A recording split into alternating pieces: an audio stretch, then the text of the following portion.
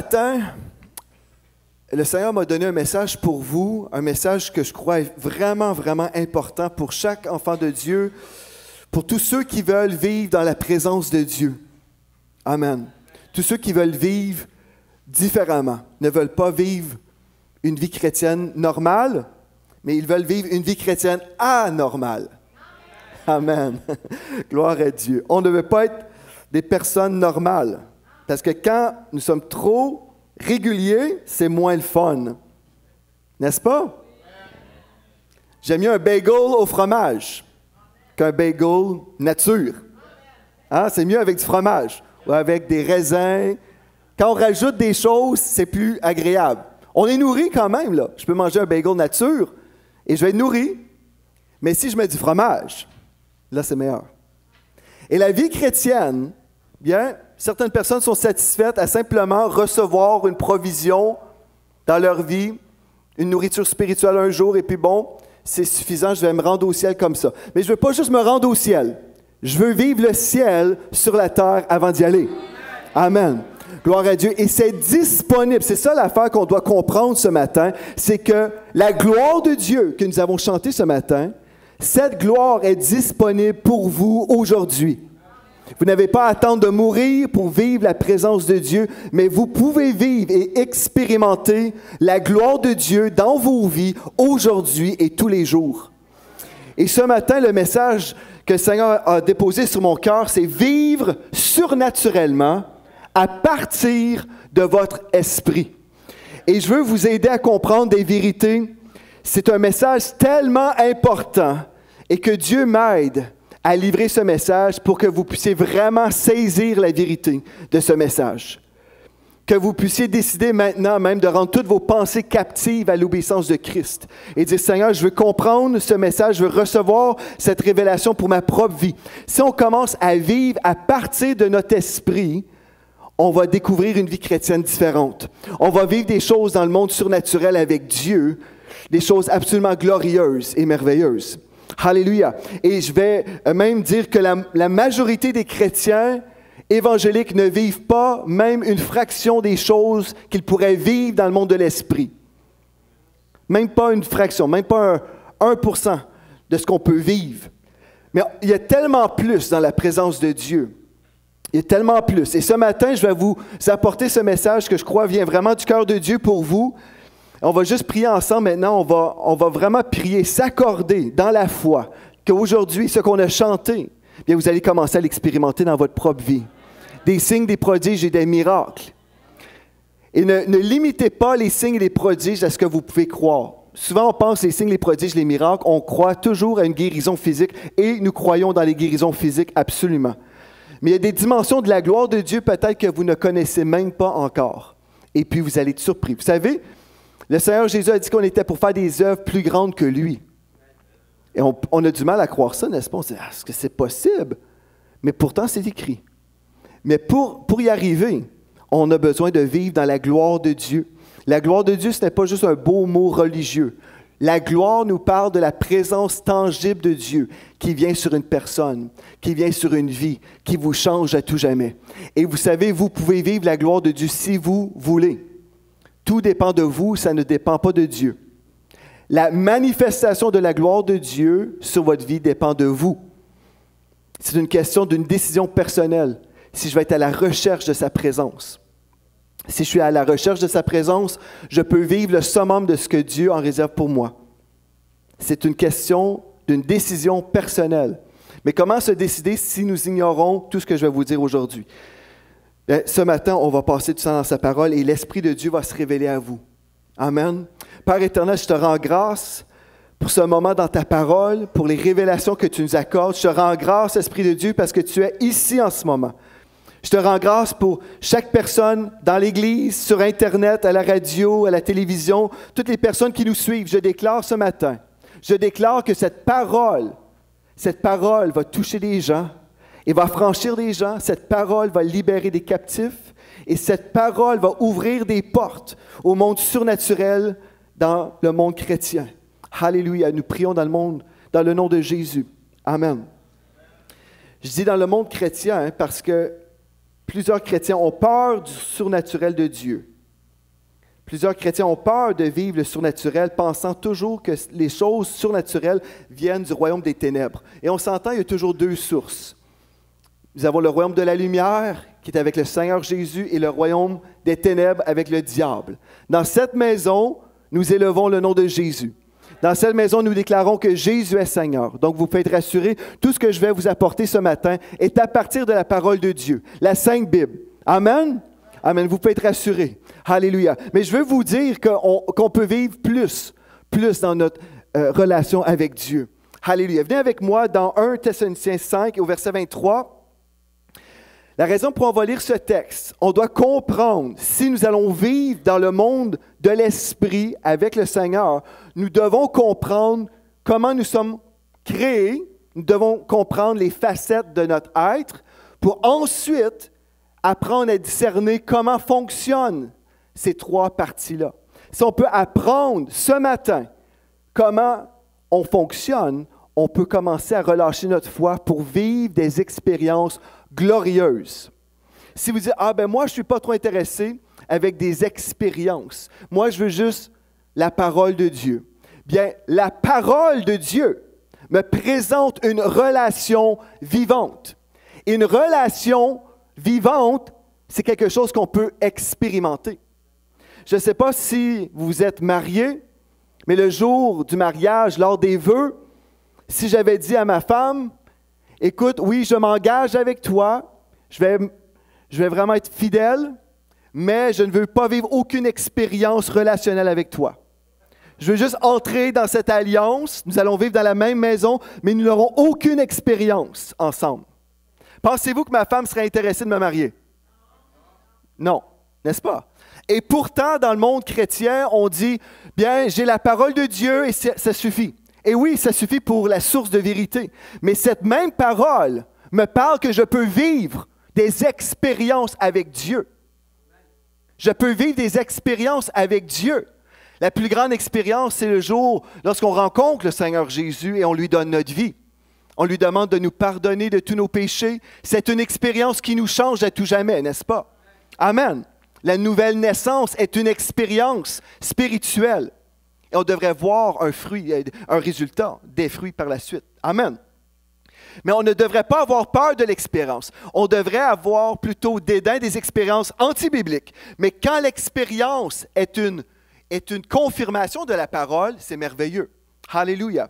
Dans 1 Thessaloniciens 5 et au verset 23, il est écrit « Que le Dieu de paix vous sanctifie lui-même tout entier et que tout votre être, l'esprit, l'âme et le corps soient conservés irrépréhensibles lors de l'avènement de notre Seigneur Jésus-Christ. » Ce texte nous dit « tout votre être ». Et vous avez remarqué trois mots, l'esprit, l'âme et le corps.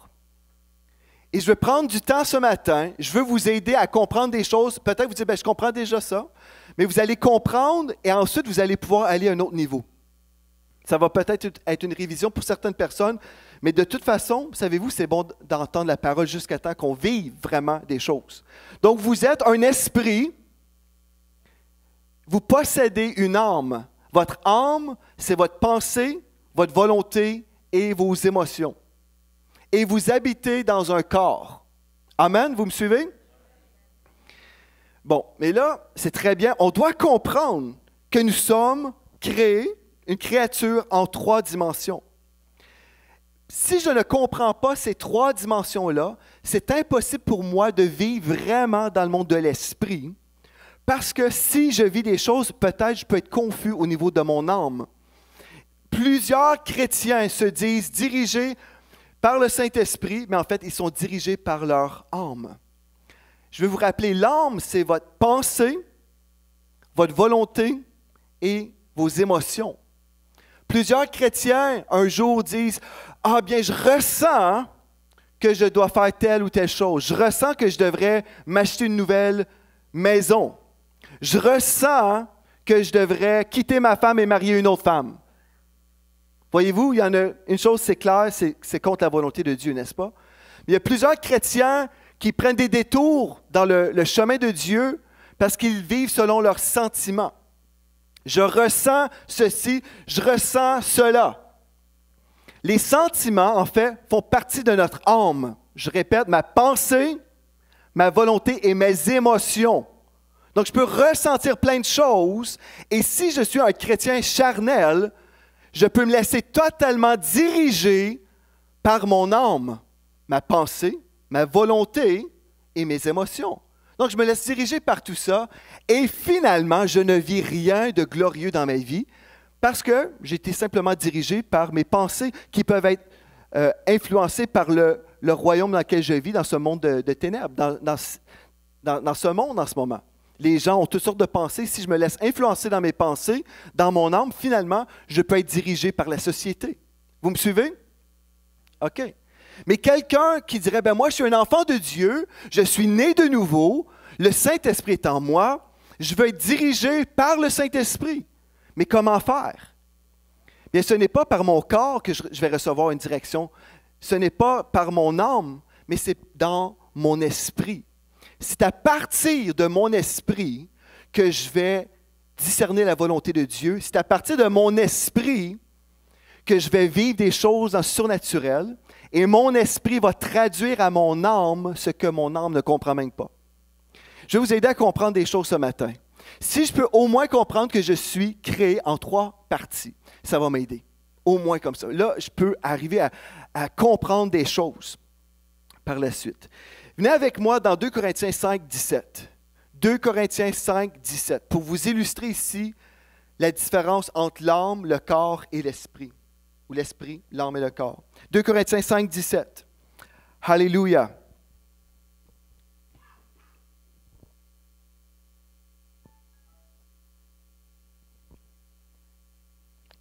Quand vous êtes un enfant de Dieu, vous allez réaliser que vous avez un héritage absolument glorieux. Vous avez accès à la gloire de Dieu.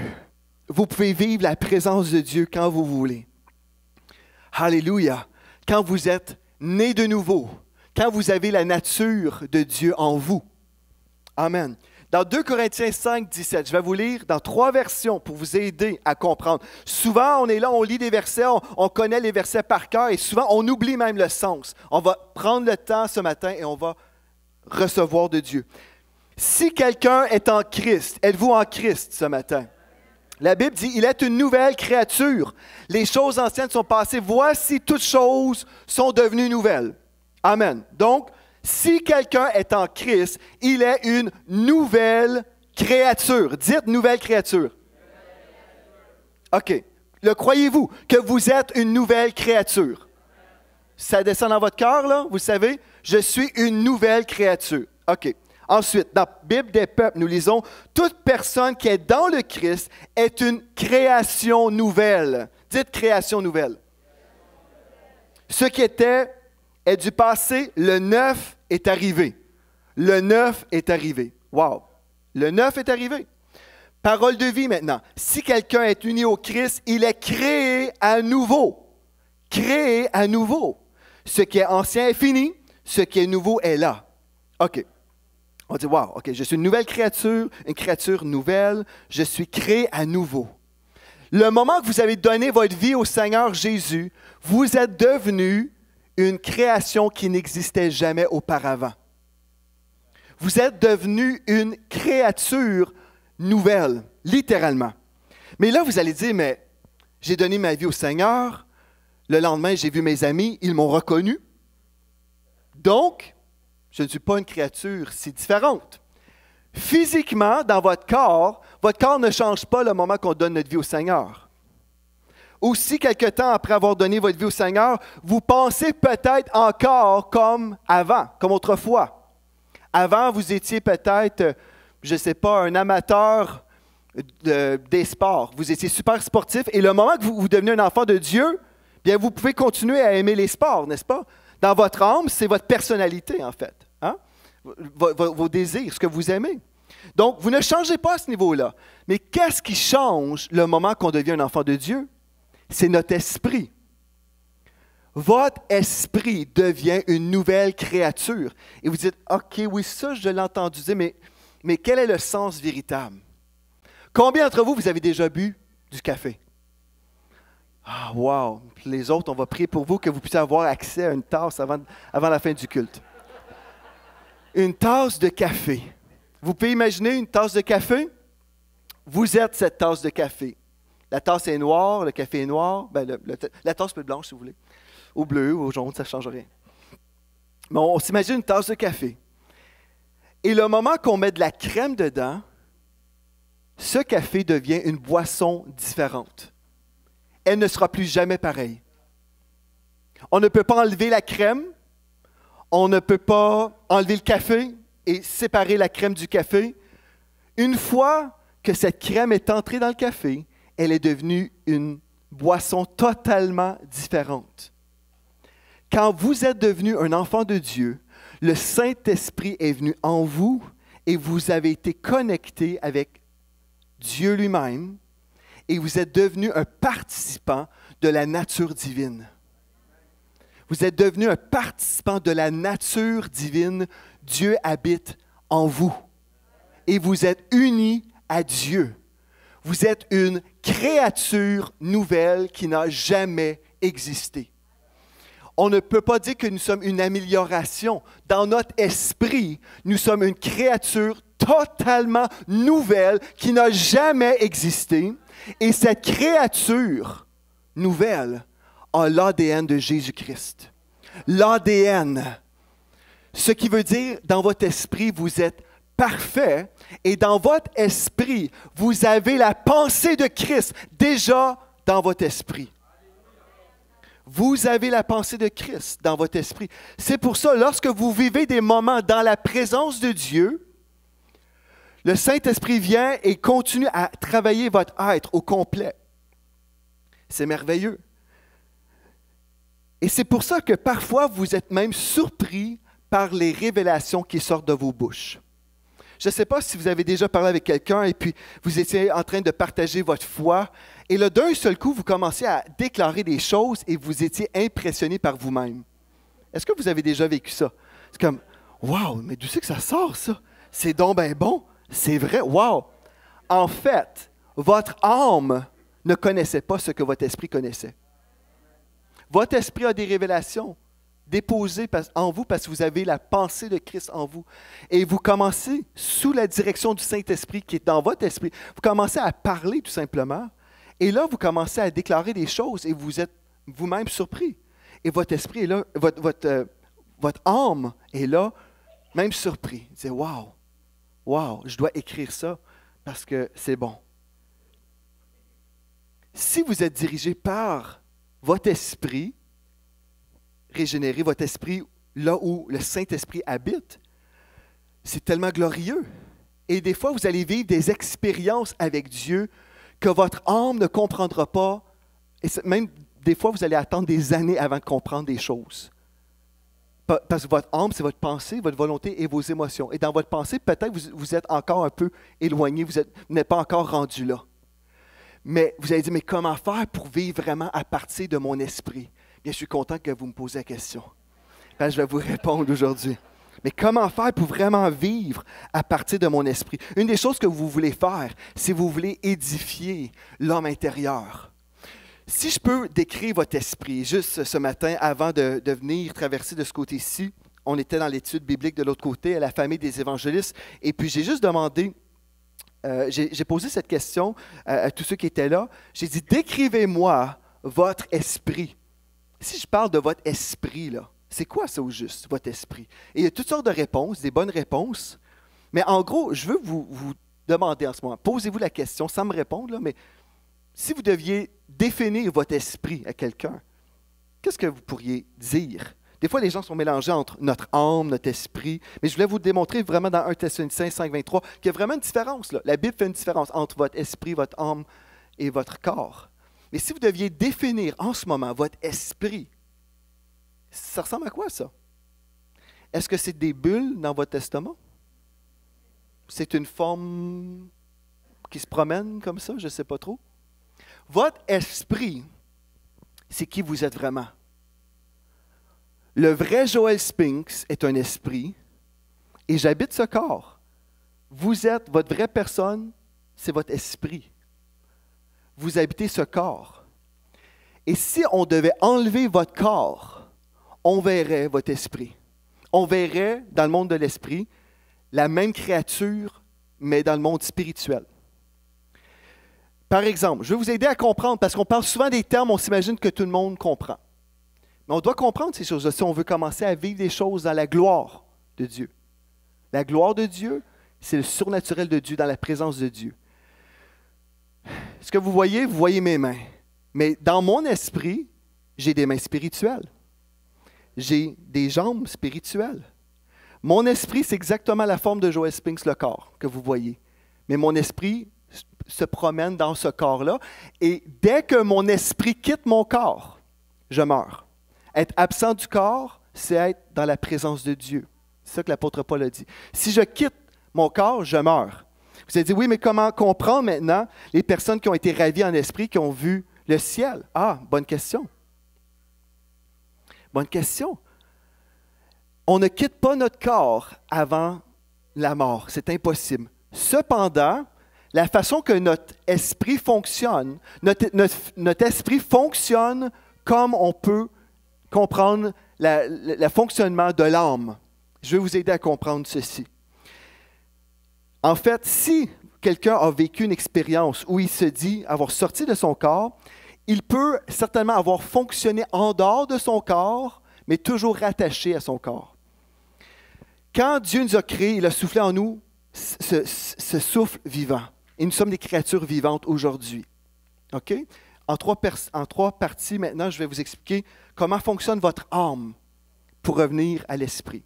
Admettons, vous êtes en train de tondre votre gazon. OK? Vous êtes en train de tondre votre gazon, c'est la dimension physique. Amen?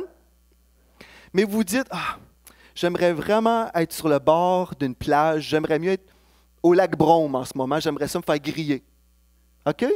Êtes-vous capable de me suivre? J'aimerais ça me faire bronzer en ce moment. Mais vous êtes en train de tondre votre gazon et dans votre âme, vous pensez, j'aimerais mieux en ce moment me faire bronzer sur la plage. Vous me suivez?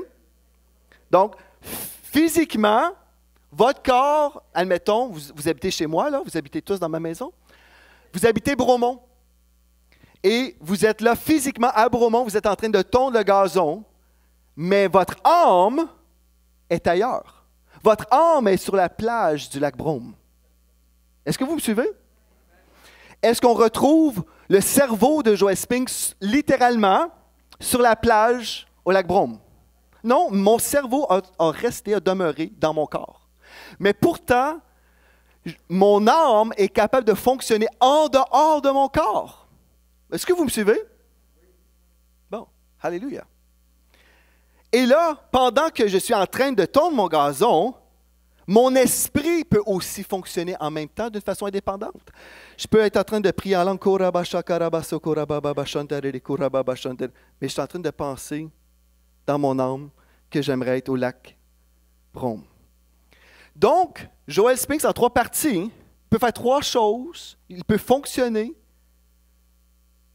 selon l'esprit, l'âme et le corps. Voyez-vous? Est-ce que vous me suivez ce matin?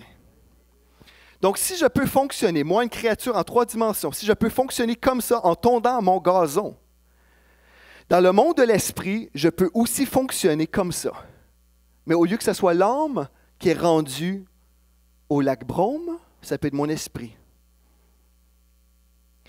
Ce qui veut dire, je peux être dans une église. Le Saint-Esprit tombe sur moi. Et pendant que mon corps est là, l'Esprit de Dieu peut m'emmener au ciel pour voir sa gloire. Il peut m'emmener en vision dans un autre pays et voir des choses qui sont en train de se produire là-bas. Parce que j'ai appris à fonctionner selon les 3 dimensions que Dieu a créées. Donc, par exemple, il y a une église aux États-Unis, New Jersey. Les gens sont en train de prier en esprit, parce que quand on prie en esprit, c'est là où on se connecte au monde de l'esprit, au lieu d'être toujours dans nos pensées, dans notre âme. On ne se limite pas par notre pensée humaine, mais on veut connecter avec les choses de l'esprit. Et là, d'un seul coup, tout le monde a commencé à prier en d'autres langues, mais aussi ils ont commencé à voir des choses dans le monde de l'esprit. Ils se sont vus, tous ceux qui étaient dans la réunion de prière, ils se sont vus en train de faire du ministère auprès d'une personne persécutée en Chine. Et là, vers la fin de la réunion de prière, le pasteur a simplement dit, maintenant, avant de dire quoi que ce soit, ne dites rien. Écrivez tout simplement ce que vous avez vécu dans notre temps de prière. Et tout le monde avait un témoignage qu'ils avaient été en Chine, dans la prière, emmenés en esprit. Ils n'étaient pas morts, ils n'avaient pas quitté leur corps. Ils étaient très conscients qu'ils étaient au New Jersey. Ils étaient physiquement là, au New Jersey, aux États-Unis.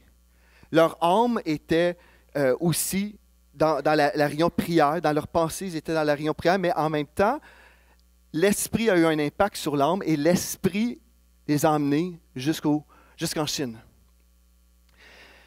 Est-ce que vous me suivez? Bon, quand on comprend comment fonctionnent les trois dimensions, c'est là où on réalise, en lisant la Bible, que Jean, l'apôtre Jean, par exemple, a été transporté, ravi en esprit. Il était sur l'île de Patmos, mais pourtant, il a été transporté dans l'esprit. Il a vu l'avenir avant le temps. Il a vu l'avenir avant le temps. Vous dites, ben, c'est une vision? Oui, exactement. Savez-vous que notre Dieu habite en dehors du temps? Notre Dieu est éternel. Ce que vous comprenez un début et une fin. C'est toujours une conception linéaire qu'on a. Mais Dieu est en dehors de tout ça. Mon Dieu est éternel. Dieu est en dehors du temps. Il peut vous emmener même dans le temps plus loin. Alléluia. Je pourrais vous donner des versets. Je vais vous donner une référence juste pour vous dire ce que je viens de dire. Actes 8, 39, 40, si vous avez besoin. Et peut-être je vais y arriver ce matin. Mais il y a des réalités qu'on doit comprendre concernant notre création nouvelle. Venez avec moi dans Ézéchiel 36 et le verset 26-27. Si on comprend littéralement que nous sommes une création, une créature nouvelle, et que notre esprit a été fusionné avec celle de Dieu, nous réalisons qu'il n'y a aucune limitation pour nous dans la gloire. Il n'y a aucune limitation pour vous dans la gloire. Mais le diable va vouloir vous faire croire que non, c'est impossible. Vous êtes juste sauvés pour venir à l'église le dimanche matin. Oui, vous êtes sauvés pour venir à l'église, entre autres, mais lundi matin est là aussi. Tous les jours de votre vie, chaque journée devrait être vécue dans la présence de Dieu. Et avoir cette soif de vivre toujours plus dans la présence de Dieu. Quand vous avez été sauvés, là, je pense qu'il y a tellement de chrétiens qui limitent ou qui ne considèrent pas l'ampleur du miracle de la nouvelle naissance. Écoutez bien ceci, dans Ézéchiel 36, versets 26-27. Dieu a dit, « Je vous donnerai un cœur nouveau et je mettrai en vous un esprit nouveau. J'ôterai de vos corps le cœur de pierre et je vous donnerai un cœur de chair. Je mettrai mon esprit en vous. Et je ferai en sorte que vous suiviez mes ordonnances et que vous observiez et pratiquiez mes lois. » Quand vous réalisez que l'Esprit de Dieu est en vous, et si vous vivez à partir de votre esprit, là où Dieu habite et là où vous avez été fusionné avec Dieu, la Bible me dit dans ce même texte qu'on va suivre les ordonnances de Dieu. Si on suit notre esprit, si on marche selon l'esprit, on n'accomplira pas les désirs de la chair. Si je marche dans l'esprit, est-ce que vous me suivez ce matin? Parce que l'Esprit de Dieu est en moi. Dans Jean 3, verset 6, ce qui est né de la chair est chair. Ce qui est né de l'Esprit est l'Esprit. Alléluia. Donc, souvent dans notre vie chrétienne, les chrétiens sont habitués d'être charnels parce qu'ils ont juste cette conception des choses terre à terre. Par exemple, mon corps va avoir un rapport avec des choses matérielles, physiques. N'est-ce pas? On est habitué, n'est-ce pas? Mon corps va avoir toujours un rapport avec les choses matérielles, physiques. Vous me suivez? OK. Mon âme va avoir un rapport avec les choses relationnelles, Dans mes relations, c'est à partir de mon âme, je suis dans mes relations. Donc, il y a plusieurs chrétiens qui vivent soit dans le matériel, et c'est là où on trouve beaucoup de chrétiens qui connaissent bien la Bible, souvent, mais qui n'ont pas la révélation de la Bible, qui connaissent beaucoup de passages, mais qui ne vivent pas d'expérience avec Dieu. Donc, ils vivent ici, dans leur âme, dans leur pensée, mais ils ne vivent pas rien de spirituel avec Dieu. Donc, le corps a la dimension physique, a un rapport avec cette dimension physique, mais mon esprit a un rapport avec la dimension spirituelle. Ce qui fait du sens, n'est-ce pas? Et c'est pour ça que quand je suis dans la présence de Dieu et quand je vis à partir de mon esprit, je peux capter des choses dans l'esprit qui sont là, qui sont plus réelles que les choses que je vois dans le terre à terre.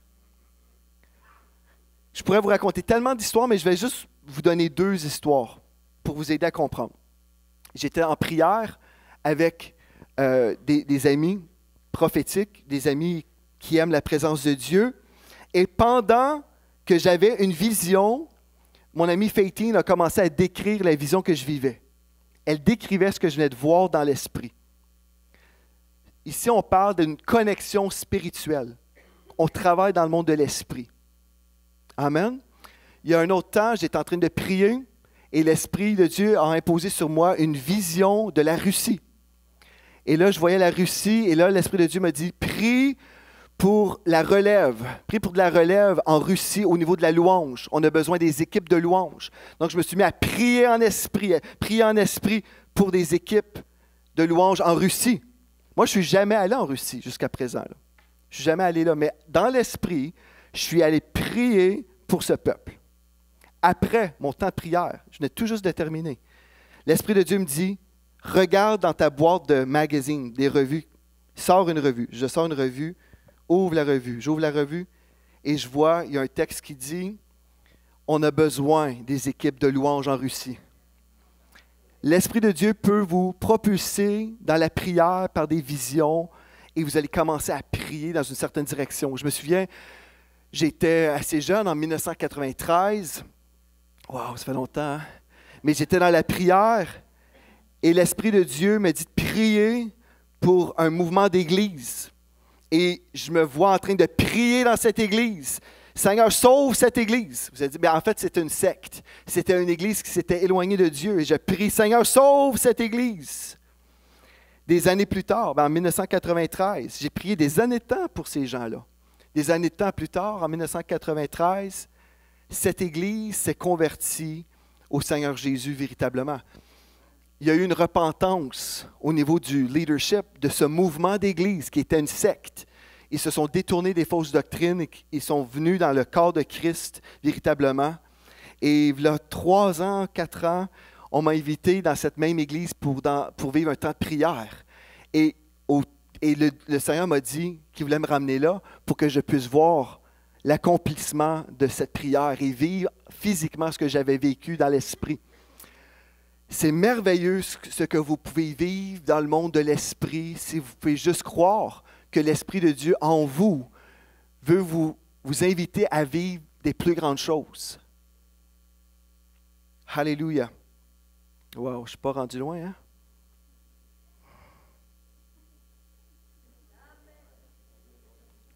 On reviendra. Alléluia. OK. Gloire à Dieu. C'est pour ça que vous pouvez vivre des choses dans l'Église. Même pendant la louange, on a chanté des chants merveilleux. Relâche ta gloire. Comme on chantait ce chant, je me suis dit, est-ce qu'on réalise vraiment? Est-ce qu'on réalise vraiment ce qu'on est en train de dire? Relâche ta gloire. Mais qu'est-ce que ça veut dire? Relâche ta présence, Seigneur. Relâche tes signes, tes prodiges et tes miracles. Relâche tes anges. Mais pourquoi on va relâcher les anges? Pourquoi on veut que Dieu relâche des anges? Avez-vous déjà pensé pendant qu'on chantait?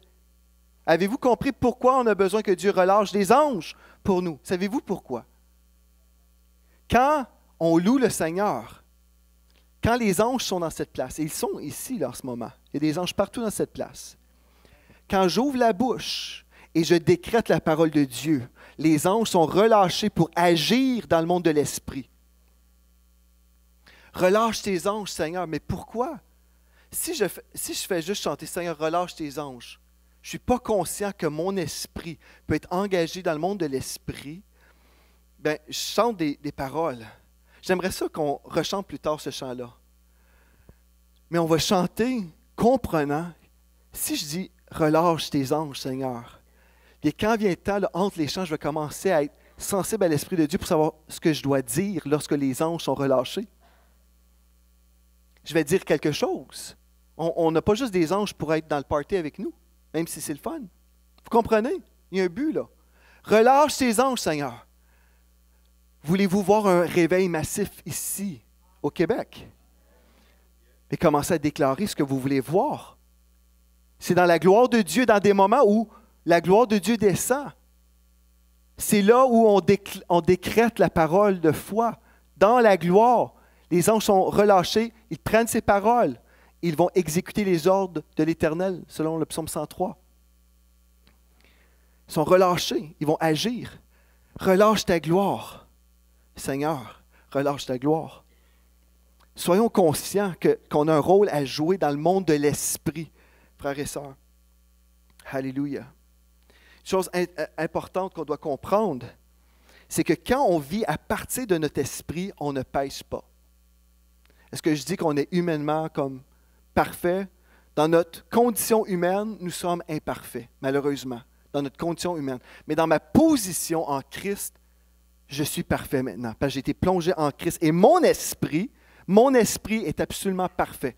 Il n'y a aucun péché dans mon esprit. Mais peut-être dans votre âme, vous avez besoin d'être transformé par le renouvellement de l'intelligence afin de discerner quelle est la volonté de Dieu, ce qui est bon, agréable et parfait. Amen. Mais dans votre esprit, vous êtes parfait. Donc, quand vous êtes dans un temps de louange et vous fermez les yeux, vous priez, et là, vous avez une vision. Oui, il faut même utiliser le mot. Des fois, les chrétiens ont peur de dire « j'ai eu une vision ». J'ai vu une image. Mais c'est ça, une vision. J'ai vu... oui, mais tu as une vision. Alléluia. On n'a pas honte des dons du Saint-Esprit, n'est-ce pas? Vous êtes dans la louange et là, d'un seul coup, je ne sais pas, vous voyez en Afrique en train de... Je ne sais pas, vous êtes en train d'évangéliser. Ou même pendant la nuit. Même pendant la nuit, vous pouvez exercer le ministère pendant que vous dormez. Alléluia. Oui. Je me réveille le matin, des fois j'ai des courriels. Et je sais que Dieu a fait des choses pendant la nuit, pendant que mon esprit ne dormait pas. Mon esprit ne dort pas. Mon corps dort. Mon corps a besoin de repos. Mais mon esprit n'a pas besoin de repos. Il a trouvé le repos en Christ.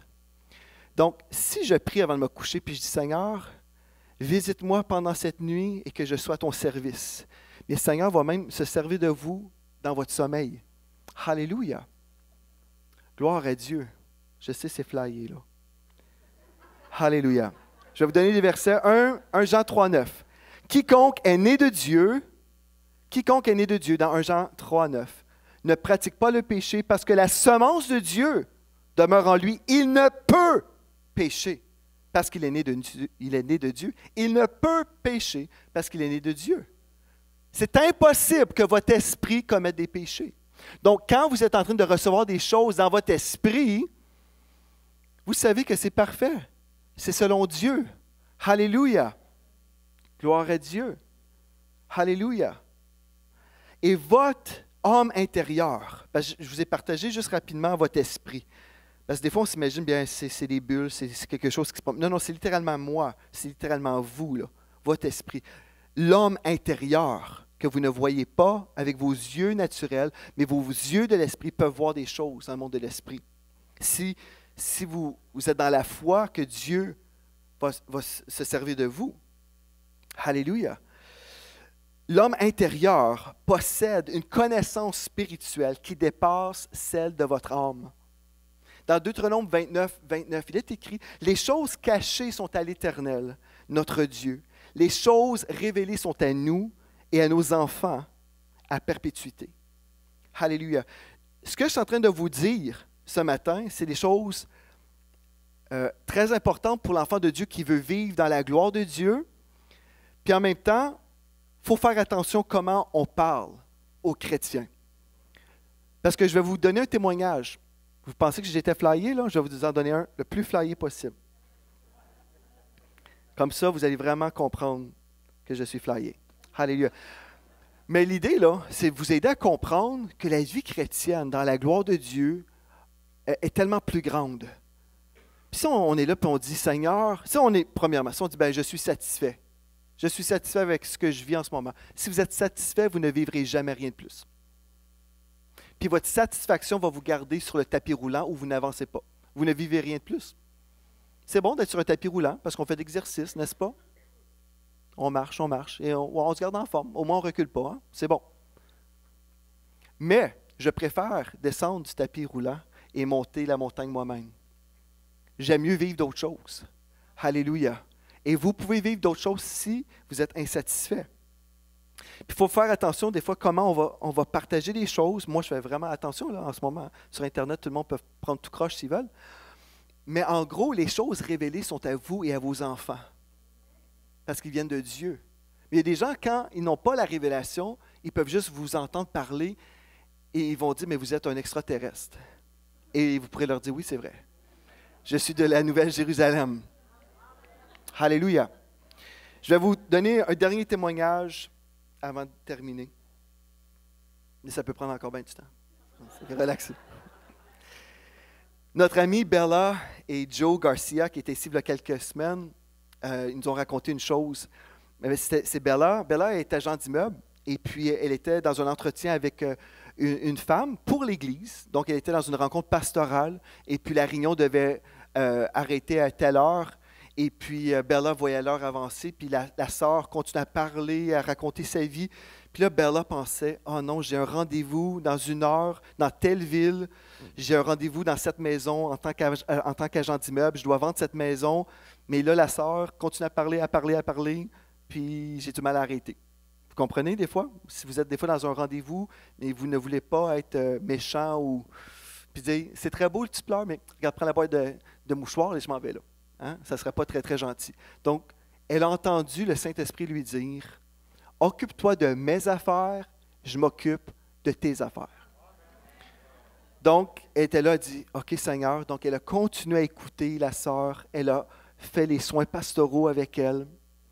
Et puis là, la rencontre est terminée. Et puis, il lui restait 15 minutes pour se rendre à son rendez-vous qui prenait 1 heure. En plus, il pleuvait. Puis elle rentre dans sa voiture, puis elle dit, bon, en tout cas, je ne sais pas là, comment je vais faire, mais je vais devoir m'expliquer, je ne sais pas. Elle conduit dans sa voiture, et puis il y a la pluie. Puis elle nous racontait comment la pluie était tellement forte, elle sentait comme si sa voiture était, comme il y avait de la pluie, comme si sa voiture flottait sur l'eau. Vous savez, le sentiment, des fois, il pleut tellement, là, et puis finalement, elle arrive devant la maison, elle regarde l'heure, et puis en 15 minutes, elle était rendue devant la maison. Elle appelle son mari, elle dit, « Joe, guess where I'm at? Devine où je suis. » Il dit, « Je ne sais pas. » Elle dit, « Je suis arrivé. » Il dit, « Ben non, Bella, c'est impossible, ça prend 1 heure, se rendre le minimum. » Je te dis, Joe, je suis devant la maison à l'heure pile. Occupe-toi de mes affaires, je vais m'occuper de tes affaires. Alléluia.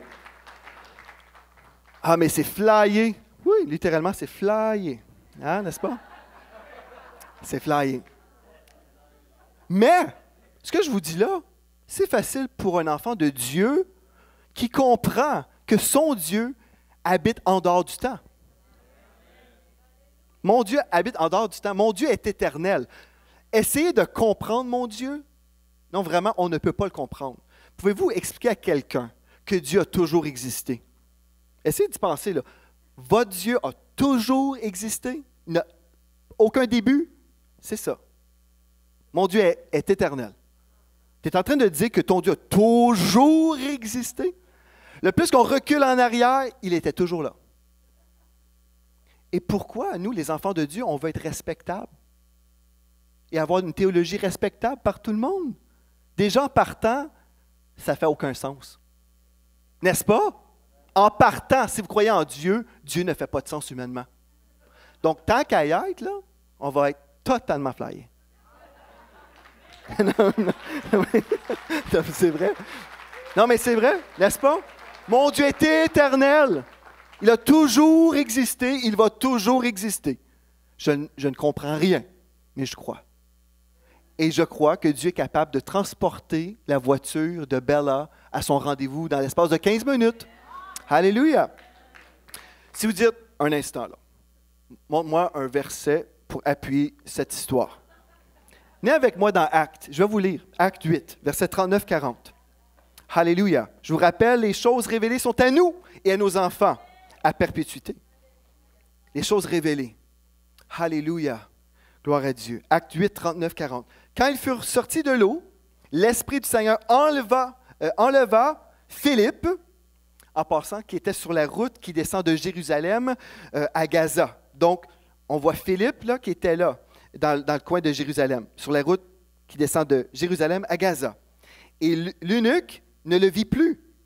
Comment ça? Le texte vient nous dire, l'Esprit du Seigneur enleva Philippe. L'Esprit du Seigneur est venu sur Philippe, l'évangéliste qui est en train de baptiser l'eunuque. Vous connaissez l'histoire. L'Esprit du Seigneur est venu sur Philippe. Et harpazo, le texte dans le grec, c'est harpazo qui veut dire enlever, pareil comme l'enlèvement de l'Église. Venu sur lui et l'a enlevé, et l'eunuque ne le vit plus. C'est ça qui arrive quand on se fait enlever. Tandis que joyeux, il poursuivit sa route. Mais je comprends bien, l'eunuque venait tout juste de se faire baptiser. Verset 40. Philippe se trouva dans Azote, d'où il alla jusqu'à Césarée, en évangélisant toutes les villes par lesquelles il passait. Donc, Philippe a été transporté du coin de Jérusalem à Azote pour une mission divine. Si vous dites, ben moi, là, j'aimerais ça aller à Hawaï, là.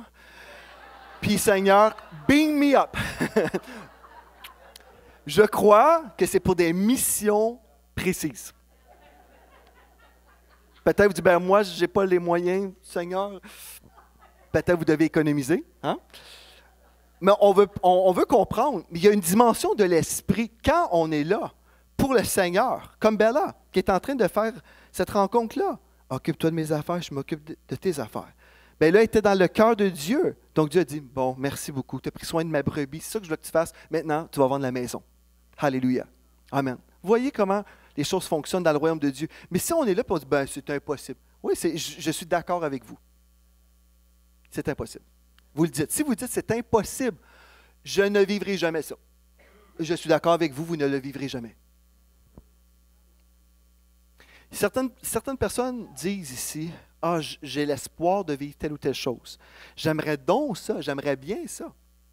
Est-ce que je peux vous expliquer la différence entre espoir et avoir la foi? Je vais même vous expliquer la différence entre espoir et espoir. L'espoir véritable, si vous dites, ah, j'aimerais donc ça, vivre ça, mais je ne vis jamais rien, moi. Est-ce qu'il y en a peut-être que vous êtes comme ça? Vous dites, j'aimerais donc ça, j'espère de vivre ça un jour, mais j'espère, là. Est-ce que vous pouvez discerner dans le ton de ma voix que ce n'est pas vraiment de l'espoir, ça? Quand vous entendez ce que je suis en train de vous dire, l'espoir véritable va dire, ah bon? Ah bon? C'est possible? J'espère de vivre ça prochainement. Quand vous dites, j'espère de vivre ça, et vous êtes dans l'expectative joyeuse, l'espoir, c'est ça, c'est une attente joyeuse. Je m'attends de vivre la chose. C'est ça de l'espoir. Je m'attends que ça m'arrive. Est-ce que vous me suivez? Je m'attends que moi, je vais vivre ça, là, des choses glorieuses. Alléluia. Là, vous êtes dans l'espoir et ensuite, la manifestation de la foi, c'est l'accomplissement de l'espoir. Quand vous êtes dans la foi, vous savez que vous allez vivre telle chose. Vous êtes convaincu, vous l'avez déjà. Vous l'avez déjà, là. J'ai la gloire de Dieu sur ma vie. Parce que Jésus, en fait, nous a laissé sa gloire. Il nous a laissé la gloire de Dieu.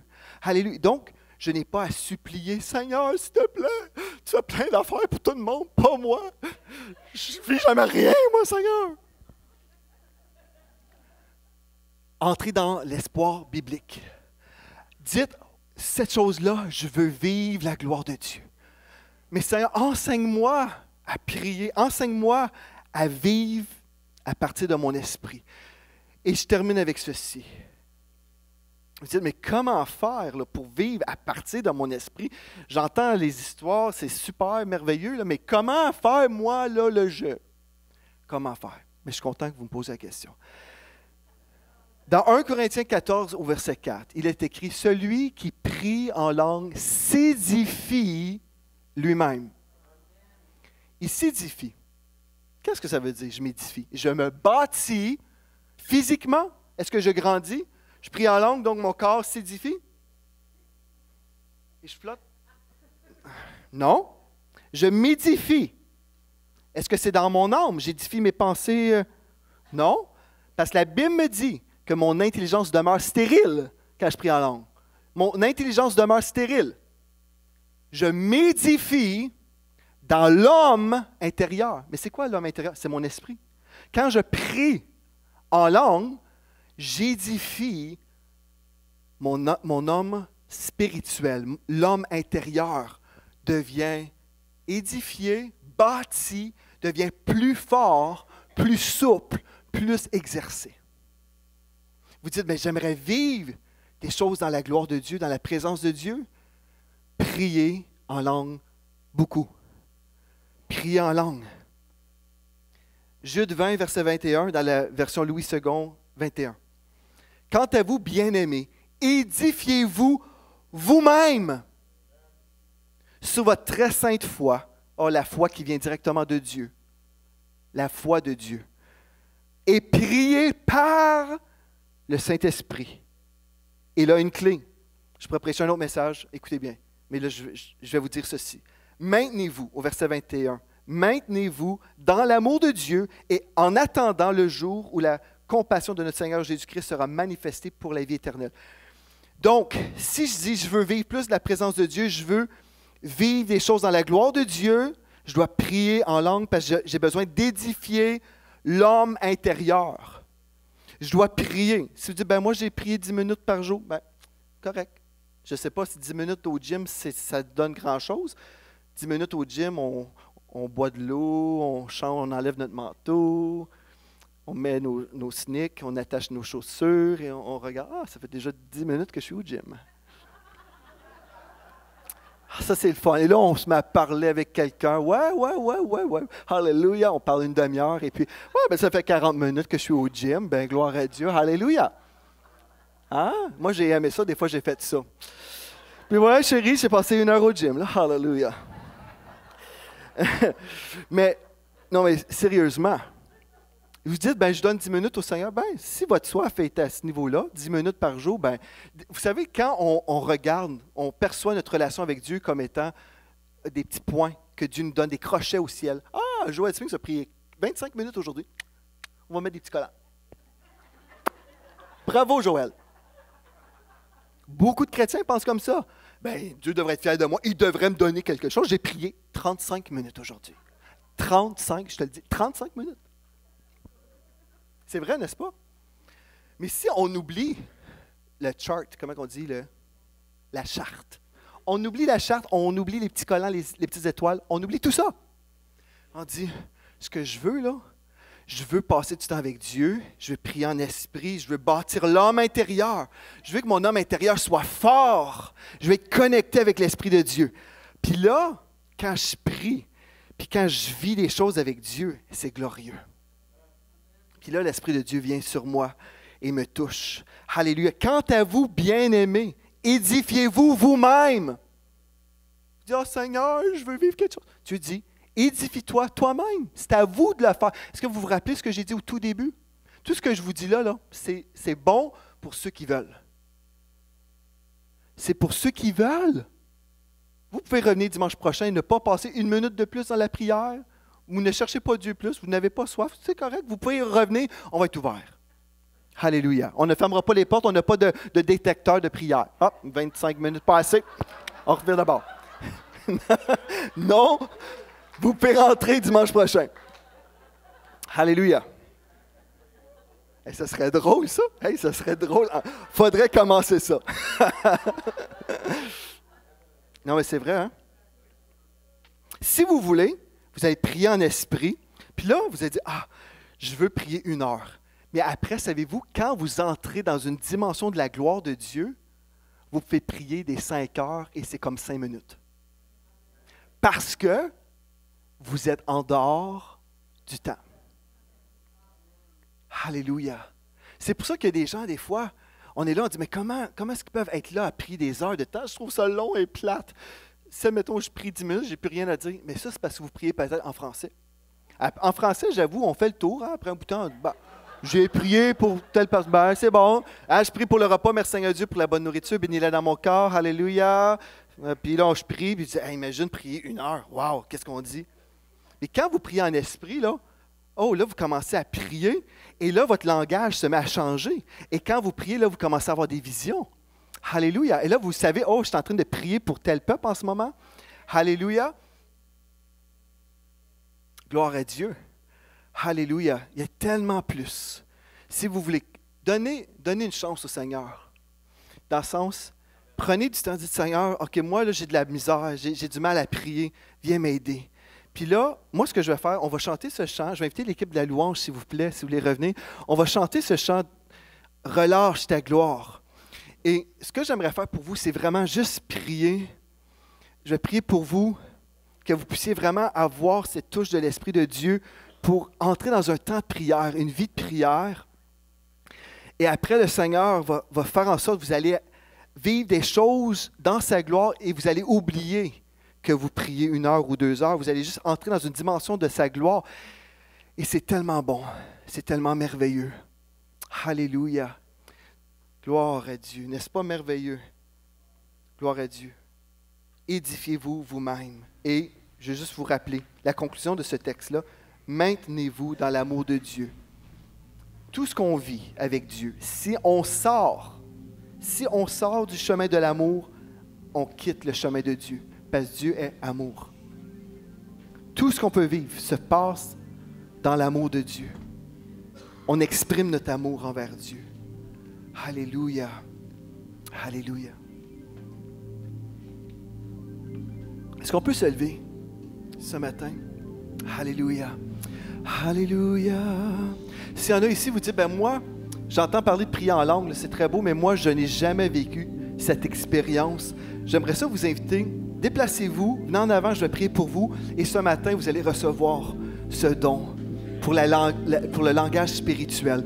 Si vous n'avez jamais fait de Jésus le Seigneur de votre vie, c'est le jour. Levez votre main là où vous êtes, je vais aussi prier pour vous. Si vous n'avez jamais donné votre vie à Jésus ce matin, pouvez-vous lever votre main là où vous êtes? J'aimerais ça vous donner l'opportunité de céder votre vie. Mais vous pouvez venir en avant. Tous ceux qui veulent être remplis du Saint-Esprit ce matin, vous dites, moi je n'ai jamais prié en d'autres langues, je n'ai jamais connu ça. J'aimerais ça ce matin, vivre la plénitude du Saint-Esprit pour pouvoir prier en d'autres langues. Déplacez-vous où vous êtes et puis on va prier pour vous dans quelques instants. Mais venez jusqu'ici s'il vous plaît, comme ça on peut remplir en bas. Alléluia. Gloire à Dieu. C'est bon, c'est merveilleux. Alléluia. Relâche ta gloire. On va chanter le chant. Pasteur Michael, est-ce que tu pourrais venir prier pour les gens? Pasteur Wallace aussi, prier pour les gens. Je ne sais pas s'il y en a d'autres de l'équipe pastorale. Peut-être Yveline? Je vois pas. José aussi. Oui. S'il y en a d'autres, Pasteur Riaz, Pasteur Michaela, si vous voulez venir prier, tous ceux de l'équipe pastorale, j'aimerais ça. On va chanter Relâche ta gloire. Mais là, on va prier pour chaque personne ici, pour qu'ils puissent vivre la plénitude du Saint-Esprit. Ils vont quitter cette place remplie du Saint-Esprit.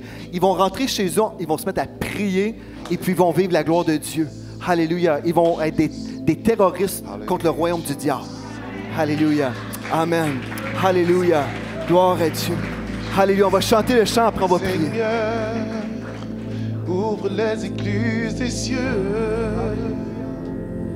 Relâche ta gloire. Relâche ta gloire. Oh Seigneur, ouvre les écluses des cieux. Relâche ta gloire. Relâche ta gloire. Relâche ta gloire.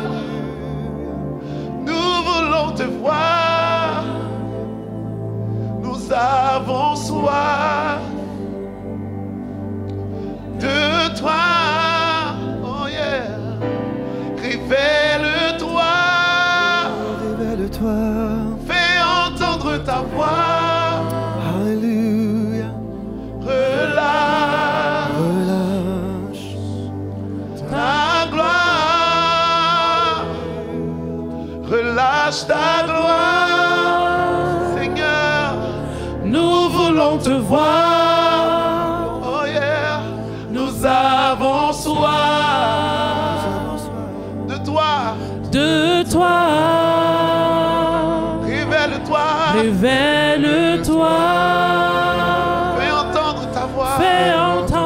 Alléluia.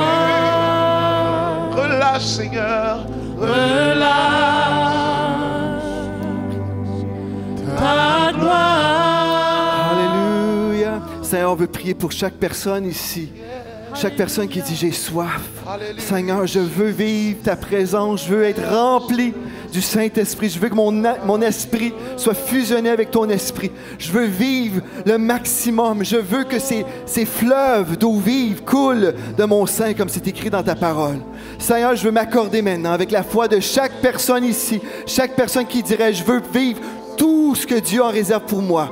Je prie maintenant qu'il soit rempli du Saint-Esprit à déborder, que d'autres langues jaillissent maintenant de votre sein. Soyez baptisés du Saint-Esprit au nom de Jésus.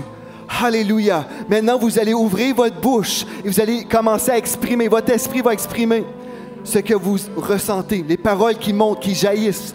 Alléluia. Et tous ceux qui sont déjà remplis de l'Esprit, j'aimerais vous inviter. Maintenant, louons le Seigneur en d'autres langues. Exaltons le nom de Jésus.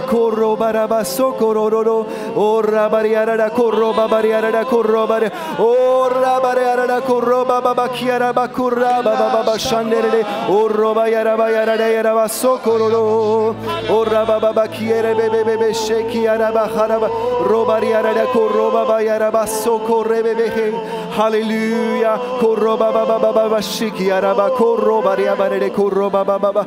Oh raba chiaraba korebe araba haraba koroba baba. Oh raba shakari abere kiaraba sokoroba baba. Oh relâche ta gloire. Koroba raba koroba baba baba. Oh raba riara koroba bariara koroba bara koroba raba koroba baba. Oh relâche ta gloire, Seigneur. Oh,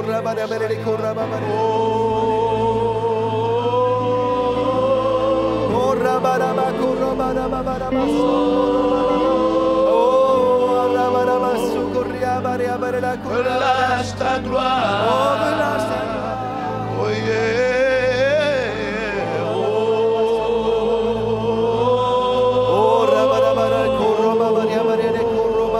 Oh, hallelujah, hallelujah.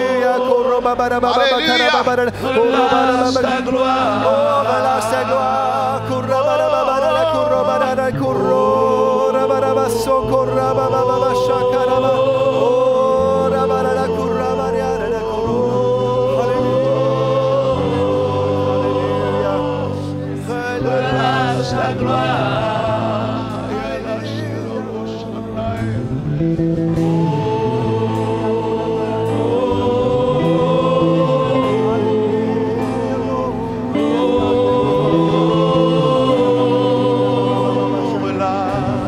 Relâche ta gloire.